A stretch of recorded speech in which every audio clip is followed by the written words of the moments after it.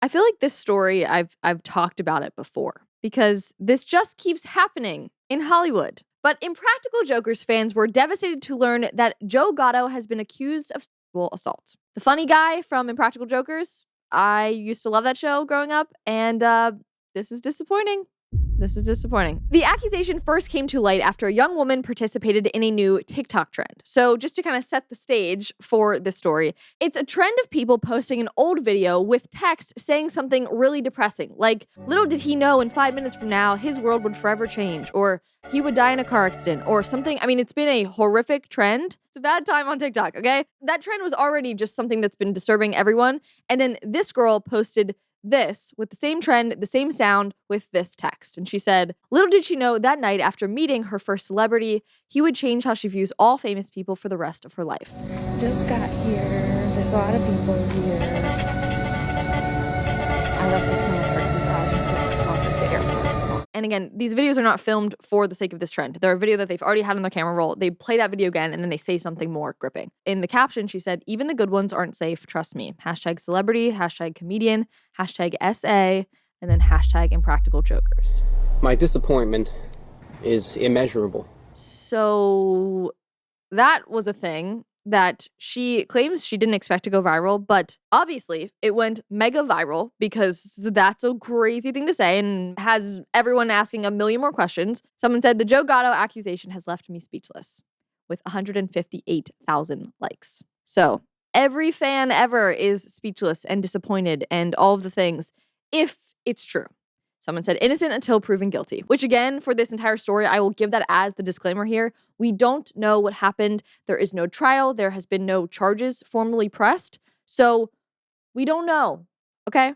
But that's what we're going to dive into a bit and see what this girl is saying. The Joe Gatto situation broke my heart for you. I can't believe what you must be going through. You trusted him because of who he was, and now people don't believe you because of that same reason. So obviously, because of the nature of that video and the celebrity gravitas of Joe Gatto from Impractical Jokers, she went on to make another video following up, providing a bit more details because, again, this suddenly went viral, and so she responded to it. So the story starts when she was at brunch with her mom and her sister, and then Joe Gatto walked in, and they were huge fans of his, huge Impractical Jokers fans for a long time, so they went up to him and asked for a photo. So that is this video. It's just a video of them first kind of meeting, taking photos, and then she posted those photos onto her story on Instagram. So then she messaged him, I guess, along with that and said, so crazy to see you in Milwaukee. Sorry for interrupting your breakfast. It was so nice meeting you today. Going to try and get tickets for your show tonight. Because he said when they met, oh, you coming to my show tonight? And she said, oh, I didn't even know there was one. And he said, you should come. So that's kind of how that started, which again, so far, very normal interaction between a fan and a celebrity. Like none of this really raises any red flags. And then he responded to her Instagram, which that alone is a big deal. I would say just in general, like if the celebrity that you tag and they actually respond back, it's like, whoa, oh, he's talking to me. This is so cool. Okay, so he says, awesome to meet you. For sure, come. It'll be fun. And then she said, just bought 2 tickets. Now I have to find someone to come with me. I can't wait. And he said, awesome. I'll leave 2 meet and greet passes for you at the box office under your name so you can come back and say hello. Have fun. Again, so far, so good. Thank you so much. I couldn't wish for a better first comedy show. So excited. So cute little interaction so far. Nothing weird. Again, I just think it's weird in general that he's talking to her at this point because he is a 50-something married father. So like, why do you even respond? But okay, maybe he's being nice, whatever, right? So that's how that starts. She goes to the show by herself that night because she couldn't find any friends to go with her. So she went and then she got the backstage pass. She got to meet him again. So then here's this photo of them saying hi. He gives her a hug. So then she posted that photo on her story later that night. Again, just flexing the fact that she got to meet Joe Gatto, went to his show, all that. He responded again to that story and said, so happy you loved it and sorry I made you cry. Apparently she was so emotional because she was so excited. She like cried a little. And she said, no worries, all good tears anyways. And then he says, okay, good. You look great in that picture. So that's good. So this is where it went from sort of normal, but a little friendly fan celeb interaction. Again, married father, 19-year-old girl, who frankly, from these pictures, looks not 18. She apparently had just turned 19. But I thought she was in high school. When I saw this picture, she looks very young. But regardless, she's 19. Interactions were weird, friendly. But then he says, you look great in the picture. Okay, so this is the first little move of some sort of, like that's setting us all out. I was like, no, what are you doing? And then she said, thank you. I think you're the star of the picture, though. So apparently, and I'm going to get to some of her words because she did make a whole video about this, but she says that she tried to derail the conversation there because he kind of said something to her. And so she was like, nope, don't want to address that. That's how she explains that part of the situation. But she said she got a weird vibe. Again, this is key. Write that down, write that down! So that he's talking about giving her street cred. And then basically he just goes, what a day. And she goes, F yes, what a day. Hope the rest of your night is equally epic. And she said, just drinking and hanging out. Hope yours is too.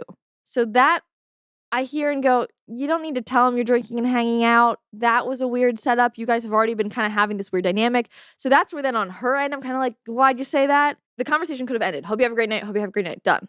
But it didn't. So apparently then after this, he turns on Vanish mode, which is when none of the messages save anymore. So I guess people do this to say more spicy things that they don't want to be screenshotted, okay? The second that he run, stop. Joe should have never done that, and this girl should be like, nope, he's trying to something and I don't want to have any part of it, okay? But at this point, she still does. The comments were just not happy at this point. Someone said, girl, you were the one creeping me out. I don't see anything wrong in his texts. Why are you messaging him like that? Not you flirting with him, LMAO. And then a girl said, girl, be so for real. So it was not really in her favor at that point. So then she posts this photo on TikTok. And we're probably going to have to blur a large part of this because, well, a large part of her butt is showing, but there is a giant bruise on her butt, like a horrific looking massive bruise. And she said, probably going to get this taken down, but here's what he did with his teeth. So that escalated things a bit. And then she said, yes, he did SA me. Yes, he had just gotten back together with his wife. I'm sorry you guys don't want to hear it, but... And that's where it ended. It's tough because it's like, I hate having to be like, well, give us every detail for us to believe you, you know? But also, if you're making this kind of accusation and then you're giving these kind of details that are already kind of TMI, then like, it's a reasonable expectation that people are like, okay, then tell the whole story here. Because clearly we're missing things from these happy texts to suddenly that on your butt. So something has transpired and like people were then curious of like, okay, now we're confused what actually happened. And also people were then finding that she has posted old TikToks being anemic. So she bruises very easily. So she literally has posted videos where she just bruised all over her body and makes like jokes about it. She's like, I can't help it. And then people were finding those videos and being like, so that kind of calls into question that bruise. Like you have to explain more. So then she posted a 10-minute long video where she outlined a lot of what happened and then also not a lot of the actual details that I think people were expecting. So we're going to watch a little bit of that, but I'm going to kind of just talk you guys through it because I have already watched it and I don't think that we need to play the entire thing again. Since a lot of people like to make assumptions about things, and rightfully so, since I didn't post a lot of information out there, I just kind of posted some statements and that can lead to a lot of false information. So I wanted to come out here and share my story right out flat and how it is and finally get it out there because I didn't know how to or if it would ever gain attention, and now I have some, so here's my time to shine. People didn't like the here's my time to shine comment. That was a big trigger point in the comments of people being like, no one with an essay story would be like, here's my time to shine.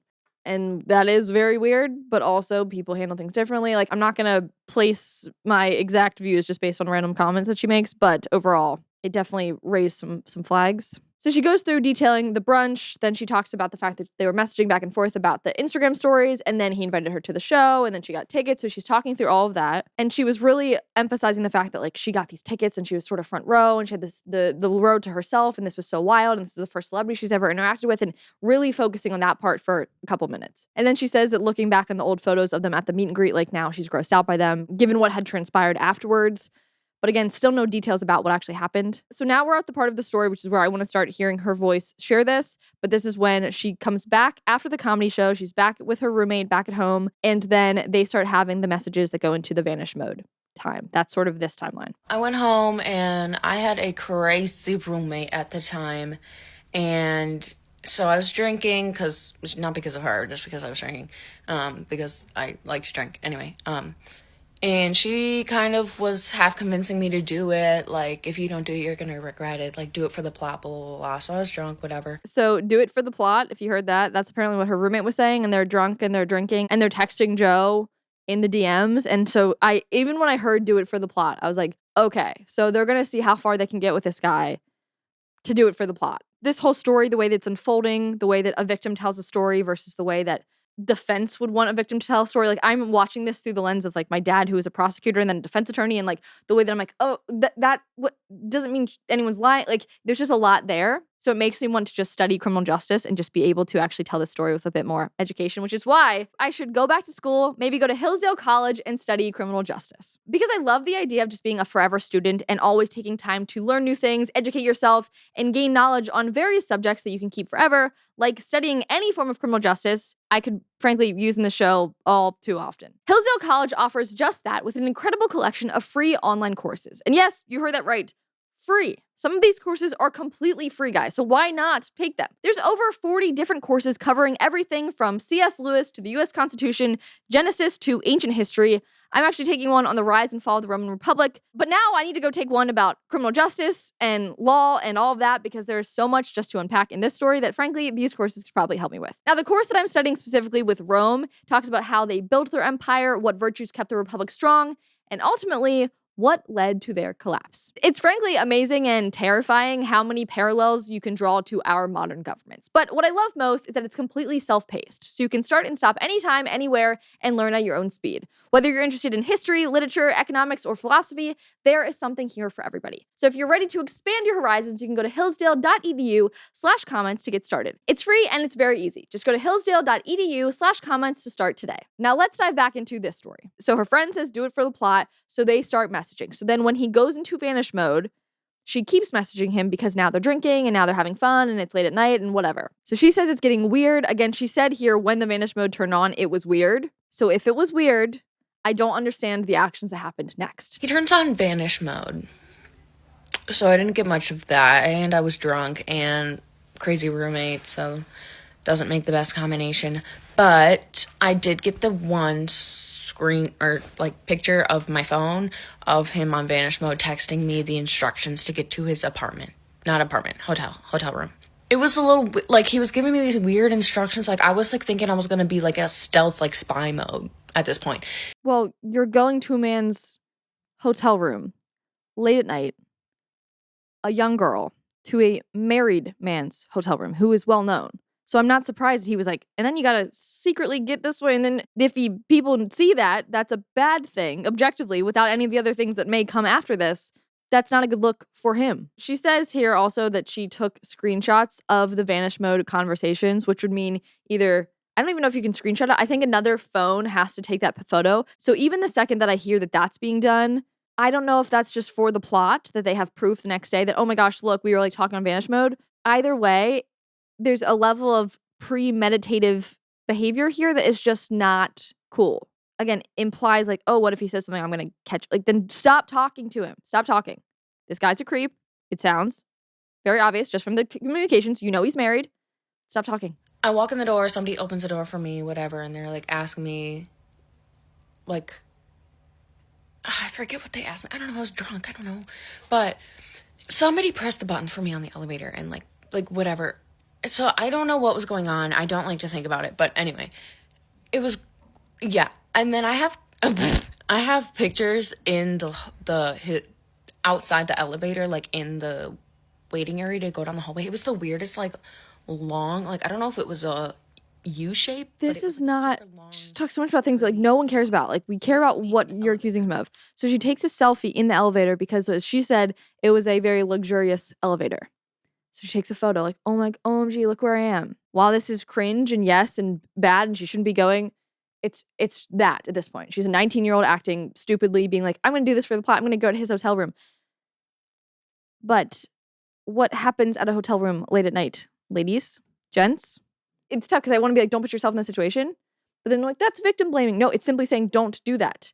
And then also, Joe deserves bad things if he did bad things. But I'm just saying from a girl, from anyone's perspective, don't put yourself in a bad situation when you can avoid it.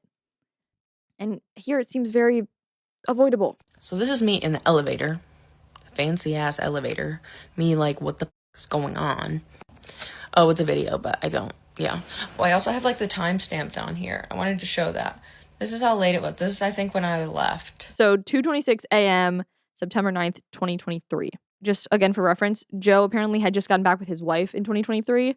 They were separated for 2 years. Now they're back together at this point.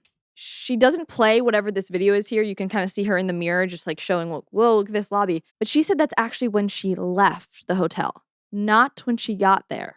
So my detective ears were just like, so you took video. This is then after the assault happened. So what is the video? Is it you being like, OMG, look in this lobby? Or is it like something bad just happened and I'm getting proof that I was here? Two different things could be making sense for a video. Frankly, I would make sense to film everything if you've just been assaulted. But if it's just her sending it to her friend being like, OMG, that doesn't track. But yeah, then some stuff happened. I don't want to go into the details about everything, but I'm not going to show the picture that I posted on my account before of the butt photo of moi, but it just like the things he said and like he was bragging like about things and just was, it was just, I don't want any girl to feel like that and to have, don't meet your stars. He wasn't my star, but like, don't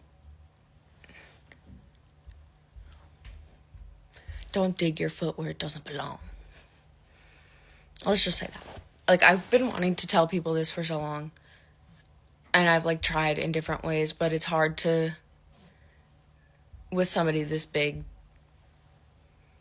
come to the realization that if I do say something, that I'm really saying something. We'll just get into the comments because you hear this and there's one side that is like, don't victim blame, believe her. Like, how dare you even suggest that some of these things seem weird or don't track or whatever. And then there's another side that's like, this girl's doing this for clout. She's clout chasing. She's had a fling with him a moment and then she didn't like how it went. And now she's telling it like it's SA. There's a lot more here that does not even scratch the surface of, again, what these accusations even are, let alone if they're true or not. This matters a lot because this could ruin someone's life, this type of accusation. If it's true, then frankly, in my thought, heck yeah, expose every freaking detail and blast this guy until he's put in prison. Frankly, my thought would have been go to police right away. And then if they don't believe you and if that route fails, then go public with it. But if this is not true or fabricated at all, then this is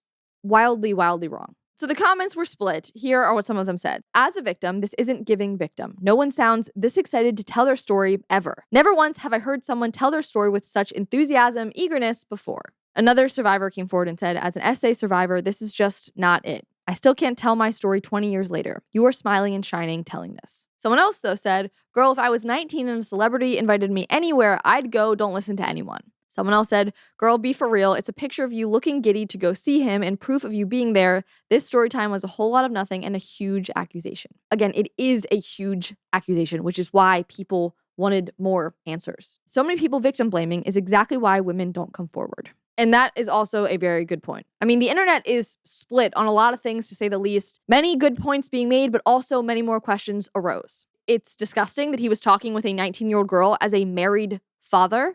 And it's immature and wild for her to be going to this married man's place late at night for the plot. And then the suspicions around the girl continued when alleged screenshots of her messages circulated on social media. This person says the woman in Joe Gatto allegations has been found to be a liar. Images taken of her admitting she lied. And these were apparently messages that she had messaged with some friend being like, girl, you're lying. You told me you're lying. And now you're saying this on social media. Like, that's so crazy. And these messages just did not look good. It wasn't helping the skepticism that was sort of arising because people didn't have all the information. They were mad, whatever. So then I looked a little bit further into these messages because I thought if these are legit, it kind of debunks a whole lot of things.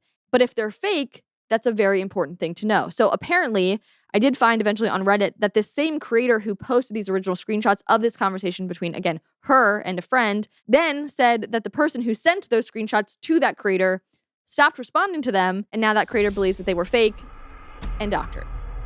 And then they have video of that showing that they think it's all fake. So now these photos, and that's why I'm not even reading the messages because apparently they weren't even real. As for Joe in all this, I was wondering when he's going to make a statement, what is his side of the story? She's obviously accusing him of something, even though she didn't give the specifics. She was specifically saying SA. So he came out and said that I have used poor judgment, but said that he did not assault anyone. So that's what at first came out when the story started to unfold. But then another woman came forward detailing her experiences with him as a former employee. And then when that happened, suddenly he canceled his tour dates, and he has now entered into an inpatient facility. And in a statement, he said, having taken some time to reflect, I've decided to voluntarily enter an inpatient program to continue working on myself.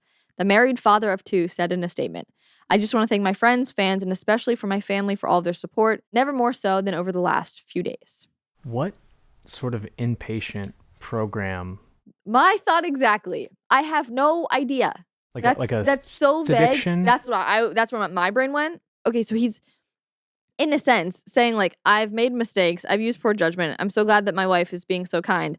Clearly, there's more to this than, frankly, even these 2 women probably.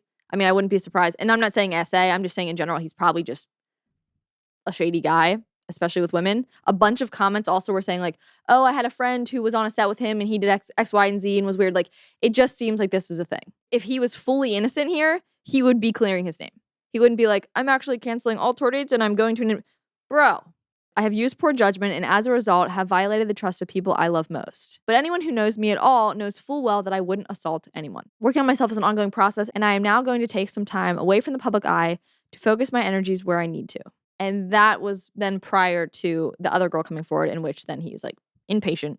All of that does sort of feel like an omission of something, at least. Again, we don't know the specifics. Maybe we never will. This is a case of poor judgment at best and assault at worst. It's disappointing that another star has fallen from grace in some capacity, at least. And it's also just not surprising. It's also a huge lesson to not idolize celebrities. Don't put them on a pedestal, warranting them some level of trust that they don't inherently deserve just because they're famous. Thank you so much for watching today's episode. If you want more content like this, make sure to subscribe to our channel and like this video if you enjoyed it. And lastly, if you'd like other content, you can follow me on Instagram and X. Thank you so much and have a great day.